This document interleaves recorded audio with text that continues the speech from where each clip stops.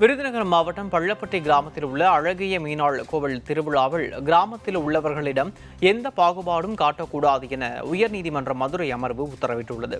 விருதுநகரைச் சேர்ந்த வீராசாமி என்பவர் உயர்நீதிமன்ற மதுரை அமர்வில் மனு ஒன்றை தாக்கல் செய்திருந்தார். அதில் பள்ளப்பட்டி கிராமத்தில் உள்ள அழகிய மீனாள் கோவிலில் நடைபெறும் பூச்சொரிதல் விழாவுக்கு பட்டியல் சமூகத்தைச் சேர்ந்தவர்களிடமிருந்து பணத்தையோ பூக்களையோ ஏற்க மறுத்து வருவதாக கூறியுள்ளார். இது தொடர்பாக நடவடிக்கை எடுக்க கோரி அதிகாரிகளிடம் மனு அளித்தும் உரிய நடவடிக்கை எடுக்கப்படவில்லை என அவர் தெரிவித்துள்ளார். எனவே அழகிய மீனாள் கோவிலின் பூச்சொரிதல் நிகழ்ச்சிக்கு பூக்களையோ அதற்கான பணத்தையோ தங்களிடமிருந்து பெற்றுக்கொள்ள உத்தரவிட வேண்டும் என கேட்டுக் கொண்டிருந்தார்.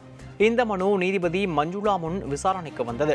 மனுவை விசாரணை செய்த நீதிபதி பிறப்பித்துள்ள உத்தரவில் கோவில் திருவிழாவை சுமூகமாக நடத்துவதற்கு அமைதி பேச்சுவார்த்தை நடத்த வேண்டும் எனவும் அதன் மூலம் சமூக தீர்வு காண வேண்டும் என உத்தரவிட்டார். மேலும் கோவில் திருவிழாக்களில் கிராமத்தில் உள்ளவர்களில் எந்த பாகுபாடும் காட்டக்கூடாது என ஆணையிட்டு வழக்கை முடித்து வைத்தார்.